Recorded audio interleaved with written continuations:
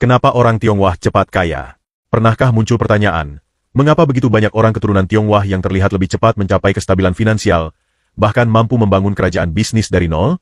Jika diperhatikan, mereka tidak hanya mengandalkan kerja keras semata, melainkan juga memiliki cara berpikir yang sistematis, disiplin, dan konsisten. Nama-nama besar seperti Ciputra, Bong Chandra, Harita, hingga Jack Ma adalah contoh nyata dari pola hidup yang berangkat dari prinsip sederhana, namun diterapkan secara konsisten dalam jangka panjang. Yang menarik, rahasia tersebut sebenarnya bukan hal rumit atau mistis. Justru karena sederhana dan berulang, hasilnya sangat kuat. Dari kebiasaan kecil sehari-hari hingga cara mengelola uang dan mendidik anak, semua dijalankan dengan pola pikir yang sama, berorientasi pada masa depan, bukan sekadar kesenangan sesaat.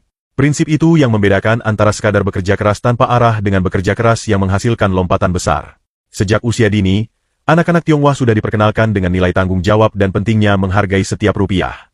Uang jajan seringkali tidak diberikan begitu saja. Mereka didorong untuk membantu toko keluarga, membersihkan rumah, atau melakukan tugas tertentu sebelum mendapatkan uang. Tujuannya bukan semata mencari tenaga tambahan, melainkan melatih disiplin, kerja keras, serta menumbuhkan rasa memiliki terhadap usaha keluarga. Menurut catatan dalam buku The Chinese Way in Business karya Boy Lafayette de Mente, sistem pendidikan keluarga seperti ini menciptakan generasi yang memiliki naluri bisnis alami.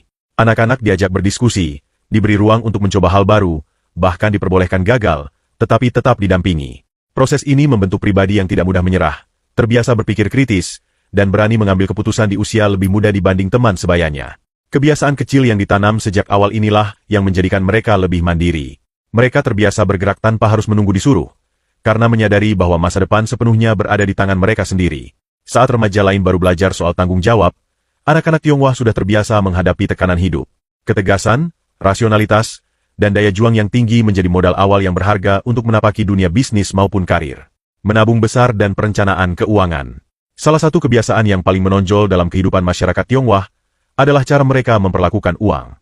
Kalau kebanyakan orang hanya menabung 10-20 hi dari gaji bulanan, banyak keluarga Tionghoa bisa menyisihkan hingga 70-80 hi pendapatan mereka. Angka itu terdengar ekstrim, tetapi bagi mereka, uang bukanlah alat untuk pamer atau gaya hidup semata. Uang dipandang sebagai sarana bertahan hidup, benteng pertahanan di masa depan, sekaligus simbol kehormatan. Filosofi ini sejalan dengan ajaran Konfusianisme yang menekankan pengendalian diri serta hidup dengan penuh kehati-hatian. Menabung bukan sekadar menunda kesenangan, melainkan upaya menjaga kestabilan agar terhindar dari kekacauan finansial. Banyak penelitian, termasuk yang dimuat dalam Journal of Economic Behavior and Organization, menegaskan bahwa kelompok masyarakat dengan budaya kontrol diri tinggi cenderung lebih tangguh secara finansial dalam jangka panjang. Dengan kata lain, tabungan bukan hanya angka di rekening, tetapi juga bentuk perlindungan terhadap ketidakpastian hidup. Tak hanya menabung, orang Tionghoa juga terbiasa membuat catatan keuangan.